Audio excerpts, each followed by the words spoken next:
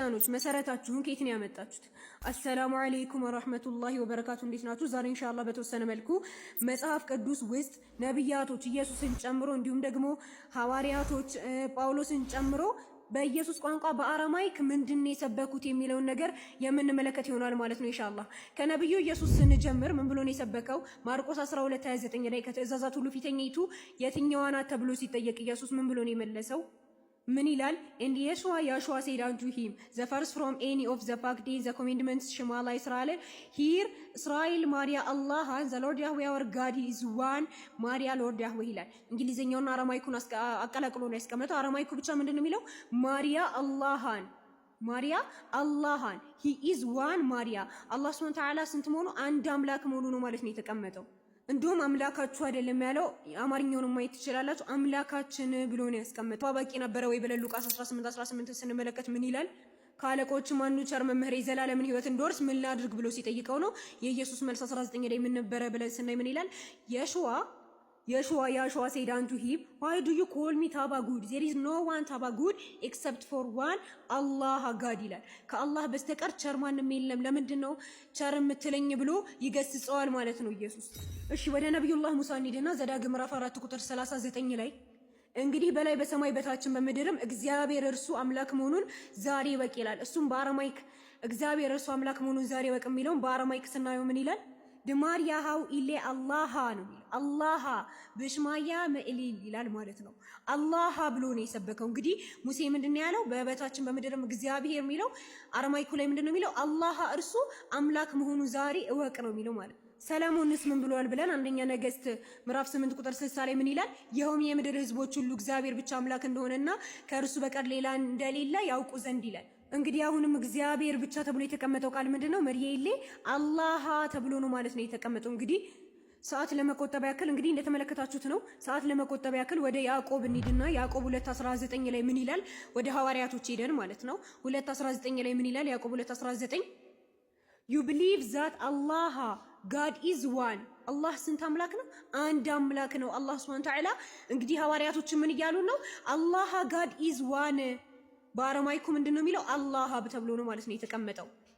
እግዚአብሔር አንድ እንደሆነ አንተ ታምናለህ የሚለው ምንድነው የሚለው? you believe that Allah God is one። ወደ ሐዋርያው ጴጥሮስ እንሂድና የሐዋርያት ሥራ 33 ላይ ጴጥሮስ ያስተምር ምንድነው ያለው? ስለዚህ ያን ጊዜ ወደ አንተ ላኩኝ፣ አንተን በመምጣት መልካም አድርገሃል። እንግዲህ አንተ ከእግዚአብሔር ዘንድ የተዘዝከውን ሁሉ እንሰማኛ ሁላችን አሁን በእግዚአብሔር ፊት በዚህ አለን። እግዚአብሔር በሚለው የተቀመጠው ምንድነው ብለን አረማይኩ ስንመለከት ምንድነው የሚለው? we desire to hear all which has been commanded unto you from Allah God ነው የሚለው። እንግዲህ ጴጥሮስ ምን ብሎ ነው ያስተማረው? አላህን ነው ማለት ነው። እንግዲህ ሐዋርያቶችም አላህን ነው የሰበኩት፣ አላህን Subhanahu Wa Ta'ala ነው የሰበኩት። እሺ ጳውሎስሳ አምላክ ማን ነው ብሎ ነው የሚያምነው? አንደኛ ቆሮንቶስ ምዕራፍ 8 ቁጥር 6 ላይ ምን ይላል? ለኛስ ነገር ሁሉ ከላይ እንደውም ምን ብሎ ነው የሚጀምረው? መቼም ብዙ አማልክትና ብዙ ጌቶች አሉ፣ ነገር ግን በሰማይ ሆነ በምድርም ሆነ አማልክት የተባሉ ምንም ቢኖሩ ይላል ለኛስ ነገር ሁሉ ከርሱ የሆነና እኛም ለርሱ የሆነን አንድ አምላክ አብ አለን። እንግዲህ አብ ውስጥ ወልድ አይካተትም። አንድ አምላክ አብ አለን ብሎ ነው የገለጸው። እዚች ጋር ምን ተብሎ ነው የተቀመጠው አረማይኩ ላይ? but for ourselves there is one Allah Abba God ብሎ ነው ያስቀመጠው። ጳውሎስ ራሱ ማንን ነው የሰበከው? አላህን ነው ማለት ነው። እንግዲህ አሁን እናንተ የምትናገሩትን አይደለም የሚናገሩት እነሱ ማለት ነው። አላህ ብለው ነው የሰበኩት። አላህ Abba God the Father which all are from and we are in him። አሁንም ጳውሎስ አንደኛ ቲሞቴዎስ ምዕራፍ 2 ቁጥር 5 ላይ ምን ይለናል? for Allah God is one። አላህ Subhanahu Wa Ta'ala አንድ መሆኑን አስቀመጠ። ከዛስ and the mediator of Allah God and of the son of man is one። በአላህና በሰው መካከል ደግሞ ያለው አንድ አለ። እሱ ማን ነው? the son of man የሰው ልጅ የሆነው ኢየሱስ መሲህ የሹዋ the anointed one። ምን የሆነው? ሰው የሆነው ኢየሱስ ክርስቶስ ነው። አንዱ አምላክ ግን ማን ነው ብሎናል ከላይ? for Allah God is one። አንዱ አምላክ አላህ ነው። ከዛ ደግሞ በመሐከል ያለው አስታራቂና መልእክተኛ የሆነው ደግሞ the mediator of Allah God and of the son of man is one። በአላህና በሰዎች መካከል ያለው መልእክተኛና አስታራቂ ደግሞ ማን ነው? the son of man ቅድሚያ ያለው የሰው ልጅ የሆነው ኢየሱስ መሲህ የሹዋ the anointed one ያለው ማለት ነው። ከዛ ኢየሱስ ክርስቶስ መሆኑን አስቀመጠ ማለት ነው። እንደተመለከታችሁት ነብዩ መሐመድ ሰለላሁ ዐለይሂ ወሰለም የአላህን አንድነትን የሰበኩት። እንግዲህ ነብያትም ሐዋርያትም ሁሉም የአላህን Subhanahu Wa Ta'ala አንድነትን የሰበኩት። አብ ወልድ መንፈስ ቅዱስ የምትሉት ጌታ አምጥታችሁት ነው? እስኪ ንገሩ። ከየት ነው ማስረጃችሁን የያዛችሁት? ነብያት አብ ወልድ መንፈስ ቅዱስ ብለው ሰብከው አያውቁም። ኢየሱስ አብ ወልድ መንፈስ ቅዱስ ከነብያቶች ውስጥ አንዱ የሆነው ኢየሱስ አብ ወልድ መንፈስ ቅዱስ ብለው ሰብከው አያውቅም። ሐዋርያቶች አብ ወልድ መንፈስ ቅዱስ ብለው ሰብከው አያውቁም። ጳውሎስም ቢሆን አብ ወልድ መንፈስ ቅዱስ አንድ አምላክ ብሎ ሰብኮ በፍጹም አያውቅም። ከየት ነው ያመጣችሁት? እስኪ ያሳዩን። መጽሐፍ ቅዱስ ላይ ጠይቁ። እስኪ አባቶቻችሁን ጠይቋቸው። አብ ወልድ መንፈስ ቅዱስ አንድ አምላክ የምንለው እኛ ከየት አምጥተን ነው በሏቸው። ማን ያዘዘን በሏቸው።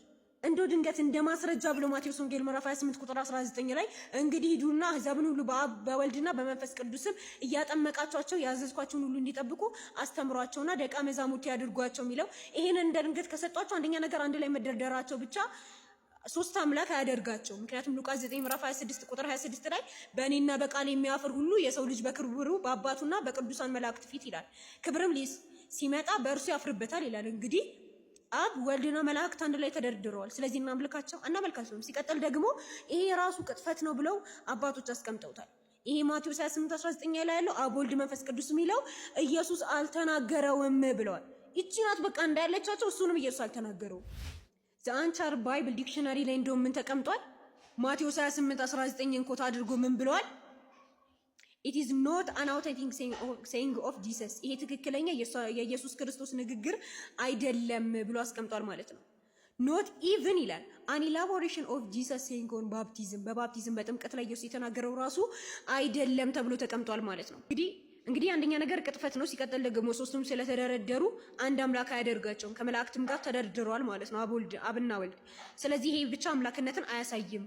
በስተመጨረሻ ምልላችሁ ፈልጋለሁ ሱረቱል ማኢዳ ምዕራፍ 5 ቁጥር 73 ላይ ምን ይላል? ለቀድ ከፈረ الذين قالوا ان الله ثالث ثلاثه وما من اله الا اله واحد።